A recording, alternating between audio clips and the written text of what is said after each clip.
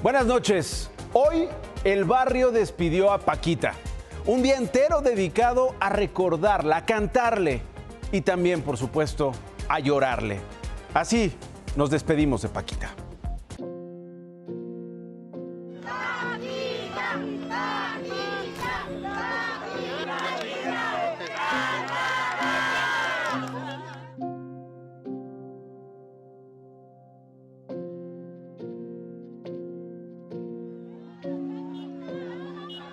Como hace 45 años, Paquita la del Barrio llegó a la Ciudad de México, procedente de su natal Alto Lucero, Veracruz. Pero esta vez no venía con la incertidumbre de probar suerte con sus canciones. Regresó con la certeza de que miles la estarían esperando, la estarían despidiendo. La primera parada, una funeraria de la Colonia Juárez. De ahí, un cortejo la llevó a su segunda parada, el lugar más emblemático de la música mexicana, la Plaza Garibaldi.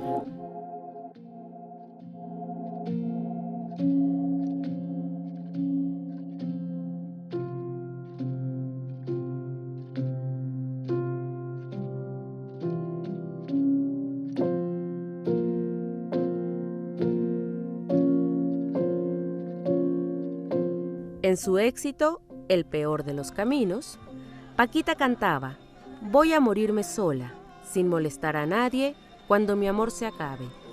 No fue así. Hoy no estuvo sola, ni el amor se acabó.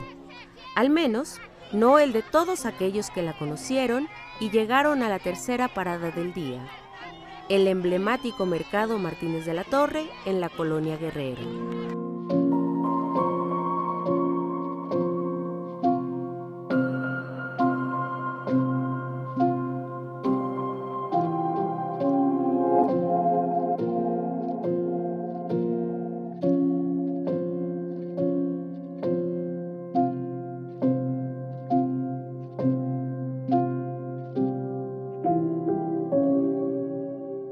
Las cenizas de Paquita la del Barrio tuvieron su último homenaje en Casa Paquita, el restaurante, también de la Colonia Guerrero, donde ella saltó a la fama.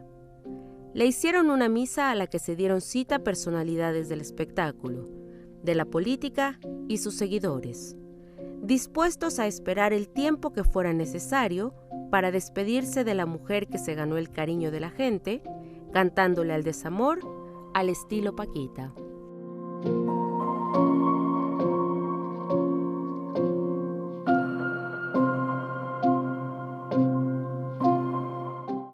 Paquita la del Barrio tenía programado un concierto el próximo 16 de marzo en el Auditorio Nacional. Ella había prometido un gran espectáculo y su familia ha decidido cumplir su promesa. Ese concierto se convertirá en un tributo para ella. Con esto comenzamos.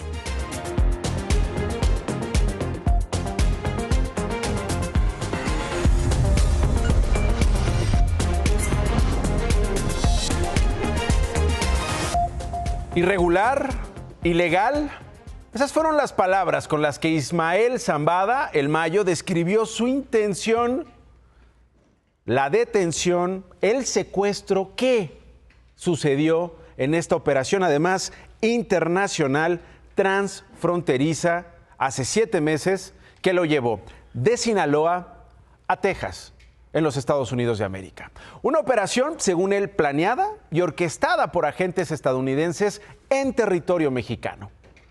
Una operación que hoy lo tiene a sus 77 años dentro de una prisión en Brooklyn y por lo cual pidió la intervención del gobierno mexicano sin opción, porque dice, la relación bilateral puede colapsar si no lo traen de vuelta a nuestro país.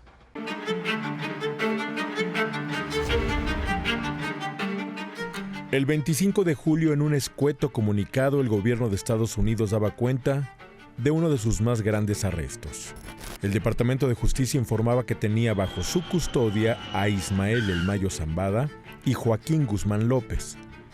De cómo llegaron juntos a un aeropuerto en Santa Teresa, Nuevo México, no explicó nada.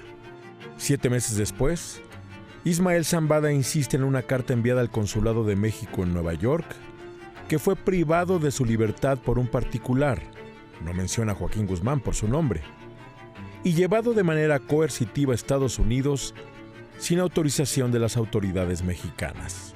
El Mayo califica en su carta de irregular e ilegal la manera en que fue entregado a las autoridades de Estados Unidos, por lo que exige al gobierno de México solicitar la repatriación inmediata de su persona. Cualquier proceso judicial en mi contra debe llevarse a cabo en México, alega en su escrito. El asunto es cómo se da esta detención. Entonces, sí hay un tema en la carta que está enviando que tiene que ver con la soberanía y el juicio. Repito, nadie está defendiendo al personaje, sino el hecho. La presidenta Sheinbaum informó que analizan si México interpondrá una protesta formal en contra de Estados Unidos por la supuesta violación al tratado que impide los secuestros transfronterizos. Pero la carta de Zambada va más allá. Estados Unidos no puede justificar ni contemplar la pena de muerte en su contra porque mi presencia en su territorio es resultado de un acto ilícito, escribe. Su traslado a Estados Unidos refleja la falta de reciprocidad y apoyo mutuo que debería de existir entre ambos países y remata asegurando el gobierno de México debe intervenir a fin de que el presente asunto no resulte en un colapso en la relación bilateral. Lo dice o lo escribe Ismael El Mayo Zambada, personaje que desató una guerra en Sinaloa que ya se extendió 5 meses y medio. Estados Unidos no ha explicado cómo es que él llegó a su territorio en un avión particular, pero si de guerra se trata, también ofrece lo propio. We are going to unleash holy hell on the cartels. Enough is enough. We are securing our border, and the cartels are on notice. El contenido de la Carta del Mayo se hizo público la semana en que Estados Unidos nombró como grupos terroristas a 6 carteles mexicanos. También se da en un momento en el que Donald Trump pareciera estar contento con la presidenta Claudia Sheinbaum. Hoy le hizo otro elogio, el segundo, en menos de 3 días. We're going to do an advertising campaign. They're working on it right now, and that's saying how bad drugs are for you. I was speaking actually to the president of Mexico, saying, you can't send the people through your country. And I said, you're not a big drug-taking nation. You send us plenty of drugs, but the people aren't drug-taking. We spend a lot of money on advertising saying how bad drugs are for you. And I said, I never learn anything on phone calls. This time I learned something. I said, I never thought of that. But I think we can drop it 50%, 50, by doing this. And I give her credit. She was talking to me about it, telling me about it. But I knew immediately as soon as she said it, she didn't have to say anymore. Esta vez el elogio de Trump a la presidenta fue durante una reunión con gobernadores en la Casa Blanca. Les dijo a los mandatarios que planea invertir $100 millones en una campaña publicitaria contra el consumo de drogas, lo mismo que había dicho hace algunos días, pero particularmente contra el fentanilo, y les sugirió que hicieran algo similar.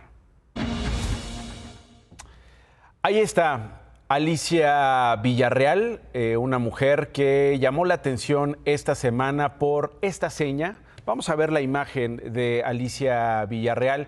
Son imágenes del domingo en Zitácuaro, Michoacán. Se trata del momento en que la cantante hizo con su mano la llamada señal de auxilio que se usa internacionalmente para pedir ayuda en situaciones de violencia de género. Después de ese momento se especuló y circularon versiones sobre una agresión de su esposo, Cruz Martínez, hasta que se conoció que sí existía una denuncia formal. Bueno, hoy el equipo de Villarreal emitió un comunicado. Agradece el apoyo del público, la prensa y la comunidad. También reitera que ya presentaron una denuncia por actos de violencia el 16 de febrero, que fue ratificada antier miércoles ante la Fiscalía de Justicia de Nuevo León, y que el equipo de Alicia Villarreal sostiene también que por el momento no van a dar declaraciones. Sin embargo, tienen el compromiso de llegar hasta las últimas consecuencias en su búsqueda de justicia para que ninguna mujer, dicen, pase por una situación similar. Y una más, una mujer a la que la justicia no ha dejado de darle la espalda. Una mujer mexicana en nuestro país que se llama Lucero, 35 años, y desde hace meses está dentro de una batalla legal contra su ex esposo. Vea la historia, por favor. Por una persona que por ego, que por poder, que por querer demostrar que él puede, mis hijos se queden sin madre. Lucero N. y Vicente N. se divorciaron el año pasado tras 17 años de matrimonio. 17 años en donde, además de tener 2 hijos y varios episodios de violencia, compraron al menos 8 propiedades juntos. Lucero N. menciona que su exesposo intentó, con engaños, quitarle una parte que le correspondía. En respuesta, el 29 de abril de 2024, lo denunció por violencia familiar y violencia vicaria. Me rompió celulares, hubo forcejeos, y hubo cachetadas, palabras hirientes, muchas infidelidades. Sin pensar que Vicente N. la contrademandaría en 4 ocasiones por violencia familiar, sustracción y retención de menores, amenazas y fraude genérico y falsificación de documentos. Durante todos estos 10-11 meses aproximadamente que lleva el divorcio, han sido muchas denuncias, han sido actos de persecución en mi contra. Para Lucero N., la justicia no ha sido tan generosa como con Vicente N. Mientras sus denuncias están en pausa, la Fiscalía de Quintana Roo ha emitido 3 órdenes de aprehensión en su contra. Aunque ella se ha amparado, siguen las audiencias para demostrar que es inocente. Él es director de licencias de bebidas alcohólicas del estado de Quintana Roo y sí está coludido. En la última semana, Lucero N. se ha enfrentado a 2 actos que casi terminan con su vida. A las 9 de la noche toca la puerta un vecino, quien me comenta que el carro se estaba incendiando. Él ya había apagado el incendio con un extintor. Olía mucho a gasolina y había pedazos de cartón quemado bajo el vehículo. Y otro incluso en la puerta de su mamá, quien se percató del ataque.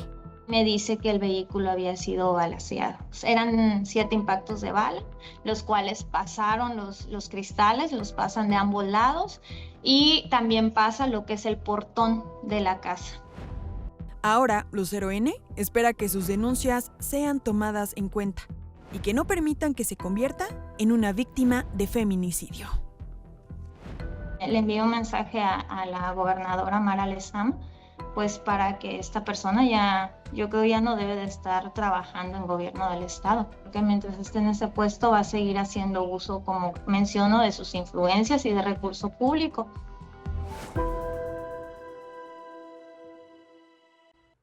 Lucero ha señalado que otra de las intenciones de Vicente es presuntamente quitarle la guardia y custodia de su hijo de 6 años de edad.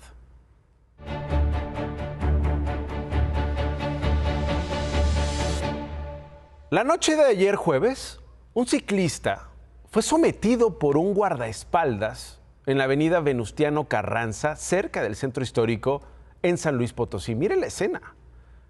Repito, es un guardaespaldas, un privado, no es un policía, no es un judicial, no es un funcionario público, un guardaespaldas. El momento fue grabado por personas que pasaban por el lugar. Todo comenzó cuando el ciclista les reclamó a los escoltas que sus 2 camionetas blancas estaban obstruyendo el carril exclusivo de bicicletas, lo que evidentemente no le gustó a uno de los guardaespaldas.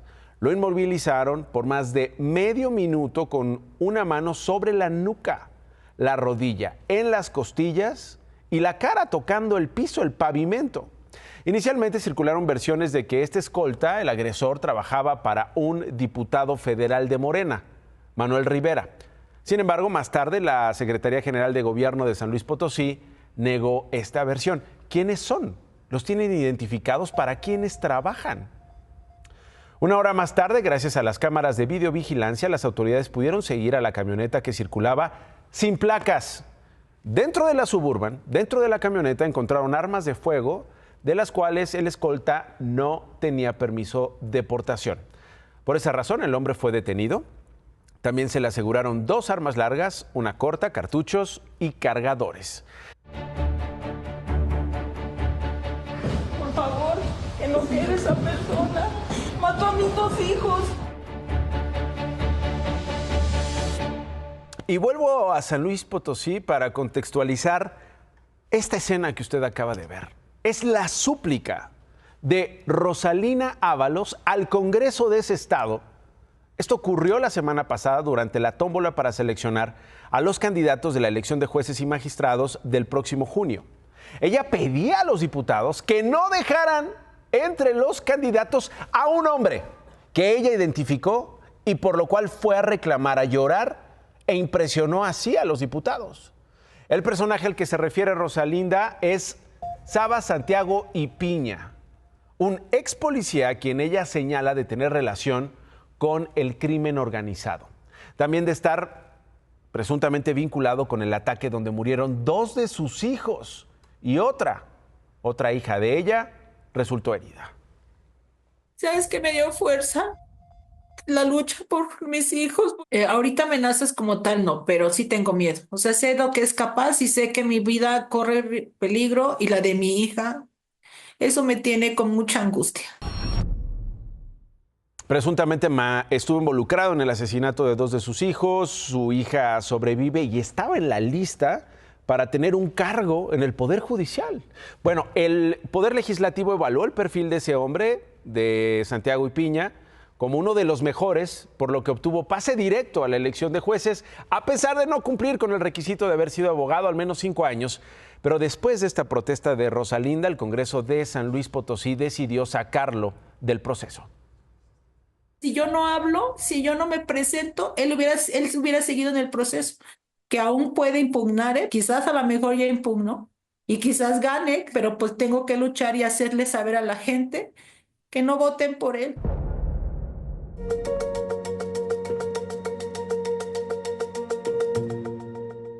Hoy es el Día Internacional de la Lengua Materna y cada vez más jóvenes dejan de utilizarla y la desplazan por el español. En contraste, Diego es un joven que difunde su lengua con mucho orgullo, con mucha creatividad y con mucha imaginación. Su lengua es la mazateca y lo hace a través del rap.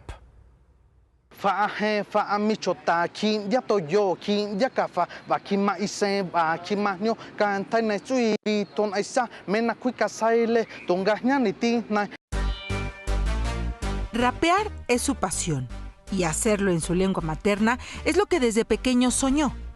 Él es Diego, originario de San José Tenango, Oaxaca.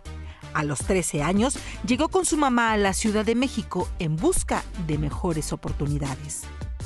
Es muy pesado ganarse la vida aquí, pero pues te puedes ganar tu dinero, ¿no? Y en el pueblo es algo que no puede pasar porque pues tienes que trabajar muy fuerte para sacar a lo mejor 100 pesos al día. Diego trabaja en un comercio de semillas en La Merced y por las tardes se dedica a componer letras. Su inspiración y apoyo es su tío Ediberto. Mi tío es como el que hizo que yo me fijara en esta música del rap, porque él es el que llevó un disco de rap y entonces ese disco me gustó mucho. También mi tío es el que me ayuda mucho a escribir. Cuando algo no le entiendo, él siempre está ahí. El número de hablantes de alguna lengua materna en México ha disminuido hasta alcanzar en 2020 el 6.2% de la población mexicana, en muchos casos por la discriminación que sufren. Yo cuando llego aquí a la ciudad, pues sí sufrí de discriminación, ¿no? Por cuando estudié o de que la gente se te queda viendo feo. En la escuela, cuando yo iba en la secundaria, sí me ofendían mucho. Yo lo tomaba con humor, siempre me empezaba a reír de ellos, que me ponían apodos y así de Oaxaco, de indio. Pero esos comentarios no fueron motivo para dejar de hablar su lengua. Al contrario, lo alentó a no olvidar sus raíces. No se avergüencen de sus lenguas. Es algo muy valioso que nos dejaron. Conseguido más que dar la vuelta en el cerro con la compañía de mi perro. Go Juanisha así casele de San José Tenango, caonda nion aquí nda nashinanda te cao. Toñani hincha ella mana shini henchamillo. Go Juanisha así caseno ngachio. Guaves, chontal y zoques son lenguas maternas que se localizan en el istmo de Tehuantepec y, de acuerdo con el Instituto de Lenguas Originarias de Oaxaca, enfrentan mayores riesgos de desplazamiento. Más noticias. Hoy comenzaron a imprimirse en los talleres gráficos de México las más de 602 millones de boletas que se usarán en la jornada del próximo 1 de junio para elegir a jueces, magistrados y ministros. El plan es alcanzar una producción de 10 millones de boletas electorales por día. Policías de Seguridad Pública de Zacatecas se movilizaron afuera y en los alrededores del penal de Fresnillo por la fuga de un reo procesado por fraude. Un aparatoso incendio consumió 2 fábricas en el Parque Industrial Las Américas, en Apodaca, Nuevo León. Protección Civil Estatal reportó que más de 200 personas fueron evacuadas y solo se reportan daños materiales. Los médicos del Hospital Gemelli de Roma informaron que, aunque su vida no está en riesgo, el Papa Francisco aún no está fuera de peligro. Los especialistas recomendaron que permanezca hospitalizado al menos la próxima semana.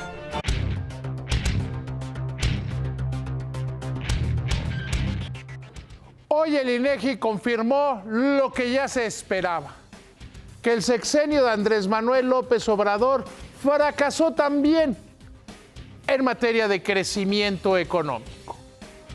Hoy se dio a conocer que durante el cuarto trimestre del año, la economía había perdido velocidad, terminó con un crecimiento de 1.5%.